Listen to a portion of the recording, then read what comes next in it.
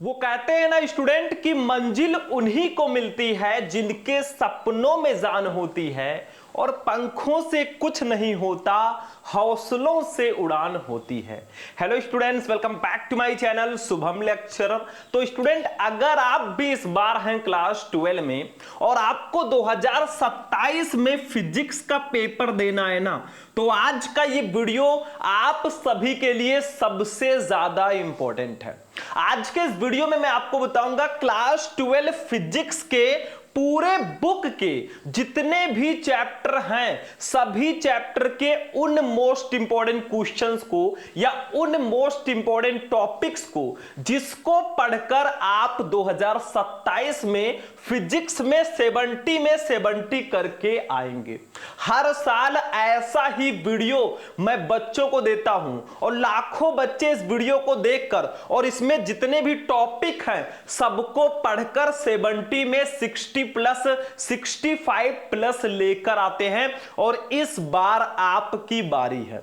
इस वीडियो में हम क्लास 12 फिजिक्स के जितने भी चैप्टर हैं पूरे चैप्टर के 95 यानी कि 95 ऐसे टॉपिक को बताने वाला हूं। 95 टॉपिक का मतलब पूरे साल अगर आप यही 95 टॉपिक तैयार कर लेते हो ना, तो आप 70 में 65 प्लस लेकर आओगे और ये बोर्ड एग्जाम में हर साल पूछा जाता है।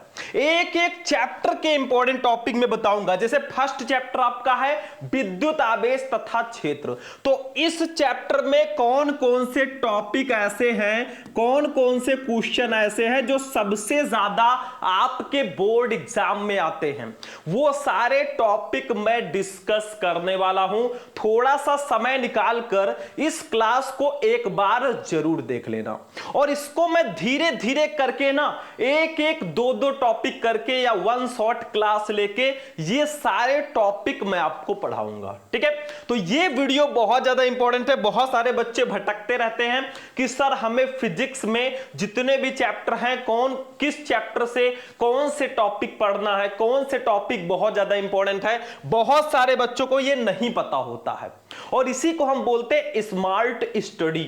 अगर स्मार्ट तरीके से तैयारी करना है ना, आप भी चाहते हैं कि हम भी टॉपर स्टूडेंट की तरह 70 में 65, 68, 69 लेकर आए, तो ये क्लास आपको एक बार जरूर देखना चाहिए। तो चलिए स्टार्ट करते हैं बच्चों। हमारे फिजिक्स में टोटल अगर चैप्टर की बात की जाए ना, तो टोटल 14 चैप्टर हैं। कितने चैप्टर हैं? 14 चैप्टर हैं और टोटल टॉपिक मैं आपको 95 बताने वाला हूं और ये बहुत स्पेशल वाले टॉपिक हैं। एक एक चैप्टर के इंपॉर्टेंट टॉपिक मैं आपको बताऊंगा। बिल्कुल टेंशन मत लेना, आप सिर्फ वीडियो को लाइक कर देना और चैनल को हमारे सब्सक्राइब करके रखना, क्योंकि जब तक हम आपको बोर्ड एग्जाम में अच्छा परसेंटेज नहीं दिला देंगे ना, आपको हम पढ़ाते रहेंगे। तो सबसे पहला चैप्टर हमारे फिजिक्स में आता है बच्चों, वो है विद्युत आवेश तथा क्षेत्र। सबसे फर्स्ट चैप्टर जो है वो विद्युत आवेश तथा क्षेत्र है। इसको इंग्लिश में बोलते हैं इलेक्ट्रिक चार्ज एंड फील्ड। तो सबसे पहले आपको क्या पढ़ना होगा, क्योंकि चैप्टर का नाम ही है विद्युत आवेश तथा क्षेत्र, तो सबसे पहले आपको पढ़ना है बच्चों आवेश क्या होता है और आवेश कितने प्रकार का होता है। मतलब what is electric charge and type of electric charge, मतलब विद्युत आवेश क्या है और विद्युत आवेश कितने प्रकार का होता है। तो ये आपको जरूर पढ़ना है। वैसे ये क्वेश्चन जो है बहुत ज्यादा तो नहीं आता एग्जाम में, लेकिन अगर आप चैप्टर पढ़ रहे हो, चैप्टर के बारे में ही नहीं पता है, तब क्या करोगे। बहुत सारे लोग ऐसे भी होते हैं ना, आ जाते हैं भैया पूछ लेंगे आवेश क्या होता है। कोई भी आपकी क्लास में टीचर आएगा ना, अगर आपका टेस्ट लेना चाहेगा तो पहले फर्स्ट चैप्टर का आवेश ही पूछेगा कि भाई आवेश क्या होता है। ठीक है, तो इसके बारे में जानकारी होना चाहिए। तो फर्स्ट चैप्टर में पहला टॉपिक है कि आवेश क्या होता है और आवेश कितने प्रकार का होता है। एक एक टॉपिक लिखकर रख लो और इसको पढ़ लो, देखना 2027 में आग लगाकर आओगे इस बार। ठीक है, दूसरा है कूलाम का नियम।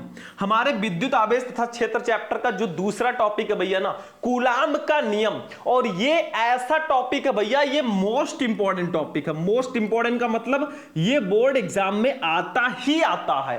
या तो ये आ जाएगा या तो इसके फॉर्मूले से रिलेटेड न्यूमेरिकल आपको दे दिए जाएंगे। ठीक है, तो कूलाम का नियम आपको पता होना चाहिए, बहुत ज्यादा इंपॉर्टेंट टॉपिक है। ये सब टॉपिक बिल्कुल भी मिस मत करना, पूरे बुक का मैं निचोड़ लेकर आया हूं, पूरे बुक को एनालाइज करके मैं ये टॉपिक आपको बता रहा हूं। ठीक है, और इसी साल नहीं, मैंने 2026 2025 सारे स्टूडेंट को ये टॉपिक बताए थे, पढ़कर बहुत अच्छा परसेंटेज लेकर आए थे। तीसरा देखो, विद्युत द्विध्रुव क्या होता है तथा विद्युत द्विध्रुव आघूर्ण क्या होता है, मतलब what is electric dipole and what is electric dipole moment क्या होता है भैया, विद्युत द्विध्रुव क्या होता है और विद्युत द्विध्रुव आघूर्ण क्या होता है। जैसे कूलाम का नियम आप लोगों को पता होगा, दो स्थिर बिंदु आवेशों के बीच लगने वाला आकर्षण अथवा प्रतिकर्षण बल दोनों आवेशों के गुणनफल के अनुक्रमानुपाती तथा उनके बीच की दूरी के वर्ग के व्युत्क्रमानुपाती होता है। ठीक है, ये मैंने आपको पहले बता रखा है और ऐसे ऐसे मैं आपको पढ़ाता रहूंगा, उसका टेंशन आप मत लेना। तीसरा टॉपिक विद्युत द्विध्रुव तथा द्विध्रुव आघूर्ण है। मैं आपको आज टॉपिक बता रहा हूं, लेकिन अगर आप इस वीडियो को ज्यादा से ज्यादा लाइक कर देते हैं ना और कमेंट में आप लिख देते हैं पीडीएफ, अगर कमेंट में आप पीडीएफ लिख दोगे सभी बच्चे, तो मैं इसका पीडीएफ भी आपको दे दूंगा।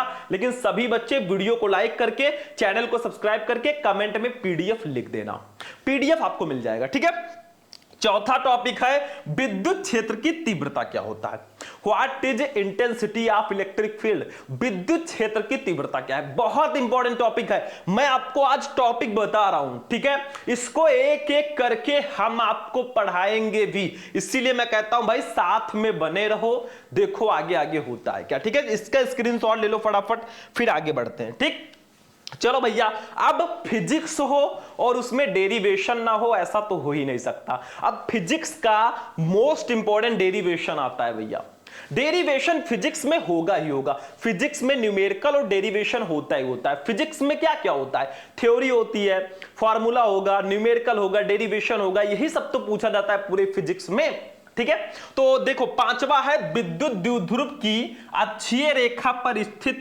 बिंदु पर विद्युत क्षेत्र की तीव्रता, और छठवां है विद्युत द्विध्रुव की निरक्षीय रेखा पर स्थित बिंदु पर विद्युत क्षेत्र की तीव्रता। मतलब अक्षीय स्थिति पर विद्युत क्षेत्र की तीव्रता और निरक्षीय स्थिति पर विद्युत क्षेत्र की तीव्रता, ये दोनों डेरिवेशन बहुत ज्यादा पूछे जाते हैं मेरे भाई, तो इसको बिल्कुल भी मिस मत करना। इन सब डेरिवेशन को ऐसे में पढ़ाऊंगा ना कि आपको बिल्कुल हलवा लगने लगेगा भाई, ये सब डेरिवेशन एकदम आसान तरीके से मैं आपको बताऊंगा। ठीक है, बस आप लोग साथ में बने रहो। फिर आता है गॉस का प्रमेय, भाई मोस्ट इंपॉर्टेंट टॉपिक है, मोस्ट इंपॉर्टेंट, गॉसेस थ्योरम, इसको प्रूफ करने को भी दिया जाता है। ये एक नियम भी है और डेरिवेशन भी है, तो नियम के साथ आपको डेरिवेशन भी आना चाहिए कि इसका फॉर्मूला कैसे हम प्रूफ करेंगे। ठीक है, तो ये तीनों टॉपिक बहुत स्पेशल है। अब गॉस का नियम अगर है तो उसका अनुप्रयोग भी है। देखो ये गॉस के नियम के दो अनुप्रयोग होंगे, ये भी डेरिवेशन है। ठीक है, हो सकता है आप अभी पढ़ाई स्टार्ट किए हो भाई, आपको समझ में बहुत ज्यादा ना आ रहा हो, लेकिन जैसे जैसे आप पढ़ते जाओगे ना चीजों को बहुत अच्छे से समझते जाओगे। चलो 8 नंबर, अनंत विस्तार के रेखीय आवेश के कारण विद्युत क्षेत्र की तीव्रता, ये डेरिवेशन है गॉस के नियम का, गॉस के प्रमेय का ये अनुप्रयोग है। समझ में आ रहा है? कुछ बच्चे कहते हैं सर जी फिजिक्स बहुत टफ है, फिजिक्स का हमें पी भी नहीं आता। भाई क्यों नहीं आता? जिन्होंने फिजिक्स की खोज की, जिन्होंने इतने बड़े बड़े नियम दिए न्यूटन जी ने, उनको कैसे आ गया? वो भी तो एक सामान्य इंसान ही थे। मेहनत करोगे बच्चों तो सब कुछ आएगा, और मेहनत नहीं करोगे तो कुछ भी नहीं आएगा। अब आप सोचे हम दिन भर घर पे लेटे रहें, बैठे रहें और बोर्ड एग्जाम में टॉपर बन जाएं, ऐसा होगा? नहीं होगा। दिन भर रील स्क्रॉल करते रहें, हम टॉपर बन जाएंगे? नहीं बनेंगे मेरे भाई। इसके लिए आपको मेहनत करना होगा और खुद को प्रूफ करो। जो टॉपर निकले हैं ना, जो इस बार टॉपर हुए हैं बच्चे, उनको भी यकीन नहीं था कि हम टॉप करेंगे, लेकिन वो हुए ना। तो यकीन हो या ना हो, अपनी मेहनत पर आप यकीन रखो, मेहनत करो जितना हो सके। फिर देखिए अनंत विस्तार के रेखीय आवेश के कारण विद्युत क्षेत्र की तीव्रता, और 9 नंबर, अनंत विस्तार की समरूप आवेशित कुचालक चादर के कारण विद्युत क्षेत्र की तीव्रता। ये दोनों डेरिवेशन जो हैं गॉस के नियम के अनुप्रयोग हैं और बहुत इंपॉर्टेंट डेरिवेशन है, इनको जरूर पढ़ लेना। तो ये जो 9 टॉपिक है मेरे भाई ना, ये 9 टॉपिक आपके चैप्टर 1 से सबसे ज्यादा इंपॉर्टेंट है। मतलब ये 9 टॉपिक बिल्कुल भी मिस मत करना। यहां से देख लो, पहले इसका स्क्रीनशॉट ले लो और फिर इसका स्क्रीनशॉट ले लो। चैप्टर 1 में ये टॉपिक बोर्ड एग्जाम में आते ही आते हैं, इनमें से टॉपिक आता है मेरे भाई, ठीक है। या तो डेरिवेशन दे दिया जाएगा, कूलाम का नियम या गॉसेस थ्योरम दे दिया जाएगा, ठीक है। समझ में आ गया फर्स्ट चैप्टर में आपको क्या क्या पढ़ना है। आप चाहो तो इसका लिस्ट बना लो भैया, और अगर आप चाहते हो कि आप हमारे बैच से ज्वाइन हो जाओ, मतलब बैच का मतलब आपको अगर पेड कोर्स ज्वाइन करना जिसमें आपको पीडीएफ भी मिलेगा, पेपर्स भी मिलेंगे, प्रीवियस ईयर पेपर मिलेंगे, प्रैक्टिस सेट मिलेगा, साथ में रिकॉर्डेड क्लास भी मिलेगा, लाइव क्लास भी मिलेगा, तो आपको करना क्या है, प्ले स्टोर पे जाओ, शुभम लेक्चरर ऐप डाउनलोड कर लो, या शुभम लेक्चरर सर्च करना आ जाएगा, या तो फिर आप क्या करो, वीडियो के डिस्क्रिप्शन में आपको ऐप का लिंक दिया गया, वहां से डाउनलोड कर सकते हो। कोर्स से ज्वाइन होना है तो ये देखो, बैच लेना है तो 9918332305 इस नंबर पर आप मुझे कांटेक्ट कर सकते हो मेरे भाई, व्हाट्सएप या कॉल, मैं आपको डिटेल बता दूंगा। तैयारी अभी से करना शुरू कर दो मेरे भाई, क्योंकि किस्मत के सितारे तभी चमकेंगे जब नींद अधूरी होगी। मतलब कम नहीं सोना है, सो, लेकिन अभी से तैयारी शुरू कर दो, बूंद बूंद के गिरने से ही घड़ा भरता है, ठीक है। तो ये आपके टॉपिक हो गए भैया। चैप्टर 2 पे अब हम आ जाते हैं, इस पर कांटेक्ट कर लेना अगर आपको हमारे पेड क्लास से ज्वाइन होना है। अभी ऑफर चल रहा है भाई, बहुत कम प्राइस में आपको हम ज्वाइन करवा देंगे, ठीक है। चलो आगे बढ़ते हैं बच्चों। अब चैप्टर नंबर 2 हमारा है स्थिर वैद्युत विभव तथा धारिता। भाई बहुत स्पेशल टॉपिक चैप्टर है, स्थिर विद्युत विभव तथा धारिता। इस चैप्टर में आपको क्या क्या पढ़ना है, सबसे पहले समझ लो। सबसे पहले आप विद्युत विभव तथा विभवांतर को पढ़ लो, मतलब वी क्या है, विद्युत विभव क्या होता है। सबसे पहले आपको यह टॉपिक जरूर पढ़ लेना। 11 नंबर है विद्युत द्विध्रुव की अक्षीय स्थिति में स्थित किसी बिंदु पर वैद्युत विभव, और फिर विद्युत द्विध्रुव की निरक्षीय रेखा पर स्थित बिंदु पर विद्युत विभव। जैसे अक्षीय स्थिति और निरक्षीय स्थिति चैप्टर 1 में था ना, वैसे ही आपके चैप्टर 2 में भी ये डेरिवेशन बहुत ज्यादा पूछा जाता है, लेकिन यहां पे विद्युत विभव निकालना है, वहां पे विद्युत क्षेत्र की तीव्रता निकालनी थी, ठीक है। तो अक्षीय स्थिति में किसी बिंदु पर वैद्युत विभव और निरक्षीय स्थिति में किसी बिंदु पर वैद्युत विभव, ये दोनों डेरिवेशन चैप्टर 2 से जरूर पढ़ लेना। उसके बाद में अगला चालक की धारिता क्या है, C = Q/V। चालक की धारिता क्या होती है, इसको पढ़ लेना मेरे भाई। संधारित्र क्या है, संधारित्र एक ऐसा समायोजन है जिसमें हम किसी चालक की आकृति या आकार में परिवर्तन किए बिना उसमें पर्याप्त मात्रा में आवेश को संचित कर सकते हैं। भाई ये सब टॉपिक मैं आपको बहुत आसानी से पढ़ाऊंगा, अभी तो पार्टी शुरू हुई है। चलो आगे बढ़ते हैं, इसका स्क्रीनशॉट ले लो मेरे भाई। फिर संधारित्रों का संयोजन कैसे होगा, समांतर क्रम, श्रेणी क्रम, ठीक है, ये सब बहुत इंपॉर्टेंट है, आगे पढ़ाऊंगा। सम विभव पृष्ठ क्या है, ऐसा पृष्ठ जिसमें स्थित सभी बिंदुओं पर विभव समान हो, सम विभव पृष्ठ कहलाता है, इक्विपोटेंशियल सरफेस, ये सब मैं आपको पढ़ाऊंगा। विभव प्रवणता क्या है, समांतर प्लेट संधारित्र की धारिता के लिए व्यंजक, मोस्ट इंपॉर्टेंट डेरिवेशन है इस चैप्टर का, ये भी मैं आपको पढ़ाऊंगा। ये सब मैं एक एक करके पढ़ाऊंगा। आज आप कॉपी में एक लिस्ट बना लो मेरे भाई कि हमें पूरे फिजिक्स में ये टॉपिक जरूर पढ़ना है जो मोस्ट इंपॉर्टेंट है। 19 नंबर, समांतर प्लेट संधारित्र की धारिता जब दोनों प्लेटों के बीच परावैद्युत भरा हो, ये भी डेरिवेशन मोस्ट इंपॉर्टेंट है। तो इतने टॉपिक आपको पढ़ लेने हैं चैप्टर 2 में, मतलब यहां से स्टार्ट करो चैप्टर 2 को और यहां तक आपको चैप्टर 2 पढ़ना है। समझ में आ रहा है, एक एक क्वेश्चन बस ध्यान से समझ लेना मेरे भाई, क्योंकि ऐसा मौका बार बार आपको नहीं मिलेगा, ठीक है। चलो, और एक काम और कर देना भाई, अपने भाई को का वीडियो जो है जितना हो सके लाइक करना, इस प्यार की हमें जरूरत है। बाकी हम आपकी तैयारी प्रो लेवल की कराएंगे, उसके लिए आप बिल्कुल भी टेंशन मत लेना। चलो आगे बढ़ते हैं बच्चों, अब चलते हैं चैप्टर नंबर 3 पे। बहुत इंपॉर्टेंट चैप्टर है, बहुत ज्यादा इंपॉर्टेंट चैप्टर है। क्यों? क्योंकि चैप्टर का नाम है विद्युत धारा, इलेक्ट्रिक करंट। तो सबसे पहले आप पढ़िए विद्युत धारा क्या होता है। I = Q/T, कुछ ऐसे करके मैंने पढ़ाया था कि नहीं पढ़ाया था, ठीक है। आवेश प्रवाह की दर को ही हम विद्युत धारा कहते हैं। ओम का नियम भाई हाई स्कूल में भी आपने पढ़ा था और इंटर में भी पढ़ना होगा। V = IR होता है कि नहीं होता है, ऐसे कुछ आपने पढ़ा होगा ओम का नियम, ये भी बहुत इंपॉर्टेंट है, विद्युत धारा चैप्टर में जरूर पढ़ लेना। फिर विशिष्ट प्रतिरोध अथवा प्रतिरोधकता क्या होता है भैया, ρ = RA/L, ये सब मैं डीपली पढ़ाऊंगा। हो सकता है अभी आपको समझ में ना आए, लेकिन धीरे धीरे समझ में आ जाएगा। विद्युत प्रतिरोध क्या होता है, R = V/I, विद्युत प्रतिरोध को आर से डिनोट करते हैं, ये सब मैं पढ़ाऊंगा। विशिष्ट चालकता क्या होता है, सिग्मा इक्वल टू 1/ρ, ठीक है। फिर उसके बाद में सेल का आंतरिक प्रतिरोध क्या होता है। ये सब टॉपिक सिर्फ देखने के लिए नहीं है भैया कि बस देख लिए और छोड़ दिए, नहीं, इसको पढ़ना होगा। अगर आपको टॉपर बनना है, आपको बहुत अच्छा परसेंटेज लेकर आना है ना, तो इसको पढ़ना ही होगा। फिजिक्स का पी भी ना आए और ये टॉपिक आप क्लियर कर लो, काम खत्म है, ठीक है। चलो हो गया, इसका स्क्रीनशॉट ले लो फटाफट। अगला टॉपिक, धारा घनत्व क्या है, व्हाट इज करंट डेंसिटी। मैंने बताया था J इक्वल टू I/A होता है, आपको नहीं बताया था, मैंने जो क्लास 12 पास कर चुके उन बच्चों को बताया था कि धारा घनत्व क्या होता है। ये भी बहुत इंपॉर्टेंट है। किरचॉफ का नियम, किरचॉफ के नियम बहुत इंपॉर्टेंट है भाई, मोस्ट इंपॉर्टेंट। किरचॉफ का नियम, भाई जितने भी नियम हैं सारे के सारे नियम को तो आपको पढ़ना ही पढ़ना है, चाहे फिजिक्स हो या केमिस्ट्री हो, नियम को हम नहीं छोड़ेंगे, ठीक है। आगे देखो बच्चों, अनुगमन वेग क्या होता है, what is drift velocity, VD क्या होता है, ये सब मैं आपको पढ़ाऊंगा 29। इलेक्ट्रॉन अनुगमन वेग के सिद्धांत द्वारा ओम के नियम की व्याख्या करना बहुत इंपॉर्टेंट है। और व्हीटस्टोन सेतु क्या होता है। तो ये टॉपिक्स जो है चैप्टर 3 में इंपॉर्टेंट है। मतलब देखो यहां से स्टार्ट हुआ है ये टॉपिक, स्क्रीनशॉट लेकर रख लो, और ये टॉपिक चैप्टर 3 से आप जरूर पढ़ लेना। चैप्टर नंबर 4 पे अगर हम चले बच्चों, चैप्टर 4 का नाम है गतिमान आवेश एवं चुंबकत्व। मतलब बहुत ज्यादा इंपॉर्टेंट ये चैप्टर है, गतिमान आवेश और चुंबकत्व। इसमें क्या क्या पढ़ना है देखो, मैं अभी सॉल्यूशन नहीं देने आया हूं, मैं आपको टॉपिक्स बता रहा हूं। देखो लॉरेंज बल क्या है भैया, बायो-सेवर्ट का नियम मोस्ट इंपॉर्टेंट, बायो-सेवर्ट का नियम तो आपको भूलना ही नहीं है, 5 नंबर में डायरेक्टली पूछा जाता है, कोई छोटा मोटा टॉपिक नहीं है जो मैं आपको बता रहा हूं। उसके बाद में एम्पियर का परिपथीय नियम मोस्ट इंपॉर्टेंट है।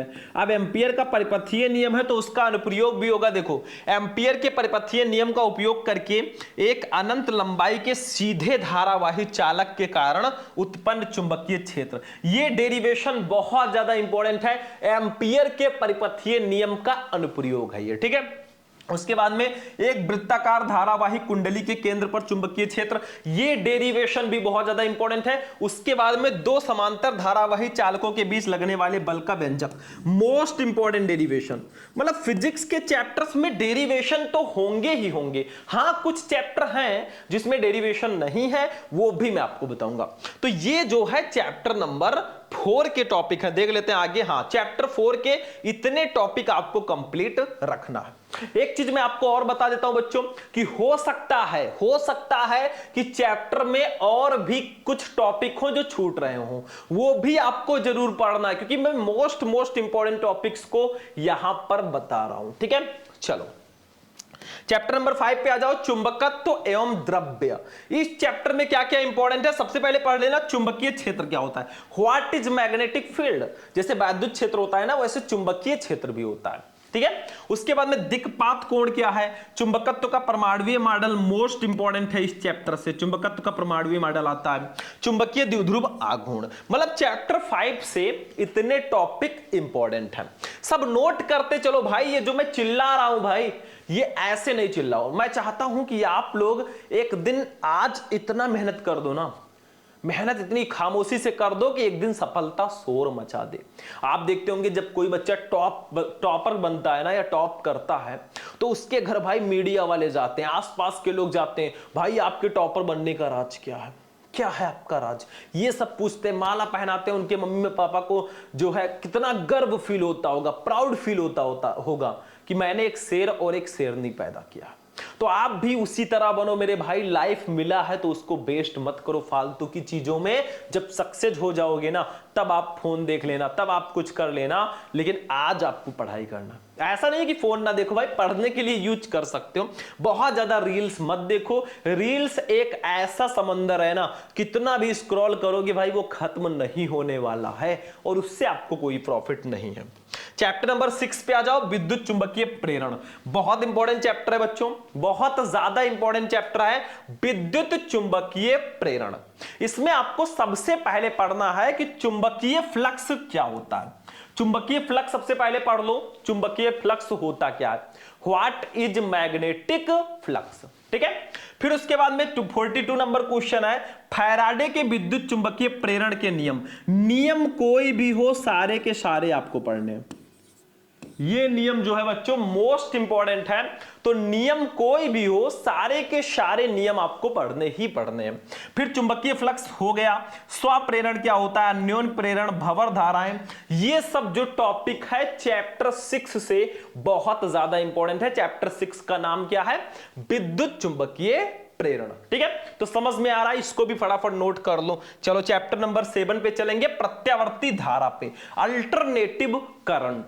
इस चैप्टर में क्या क्या इंपॉर्टेंट है वो भी समझ लो। सबसे पहले विभिन्न प्रकार के प्रत्यावर्ती धारा परिपथ, एसी परिपथ, एलआर परिपथ, एलसी परिपथ, एलसीआर परिपथ, ये सब सर्किट आपको पढ़ लेना है, इससे रिलेटेड क्वेश्चंस आते हैं। फिर आप पढ़ लेना वाटहीन धारा क्या है, वैद्युत अनुनाद क्या है, ट्रांसफार्मर। ट्रांसफार्मर और ट्रांसफार्मर का सिद्धांत बहुत ज्यादा पूछा जाता है इस चैप्टर में, तो बिल्कुल मिस मत करना। और विद्युत जनित्र अथवा डायनेमो, तो ये सब चैप्टर जो है चैप्टर नंबर 7 से मोस्ट इंपॉर्टेंट है। इन सारे टॉपिक्स को आपको जरूर पढ़ लेना है। उसके बाद में चलते हैं चैप्टर नंबर 8 पे। चैप्टर का नाम है वैद्युत चुंबकीय तरंगे, इलेक्ट्रोमैग्नेटिक वेव्स। ठीक है, इसमें क्या क्या पढ़ना है मैं टॉपिक अब बता दे रहा हूं, जल्दी जल्दी आप लोग नोट कर लेना, स्क्रीनशॉट लेने का मैं मौका दे रहा हूं। पीडीएफ कमेंट कर दोगे, पीडीएफ मिल जाएगा। तो देखो, मैक्सवेल का समीकरण पढ़ लेना, मैक्सवेल का विद्युत चुंबकीय तरंग सिद्धांत पढ़ लेना, विस्थापन धारा पढ़ लेना, विद्युत चुंबकीय स्पेक्ट्रम पढ़ लेना। ये टॉपिक चैप्टर नंबर 8 से आपको पढ़ लेने हैं। ठीक है, आगे बढ़िए। ये हमारा पार्ट 1 जो फिजिक्स का था वो फाइनली फिनिश हो चुका है, मतलब पार्ट 1 हमारा कंप्लीट हो चुका है। अब फिजिक्स के पार्ट 2 पे हम लोग चलेंगे। चलो भैया, चैप्टर नंबर 9 पे आ जाओ।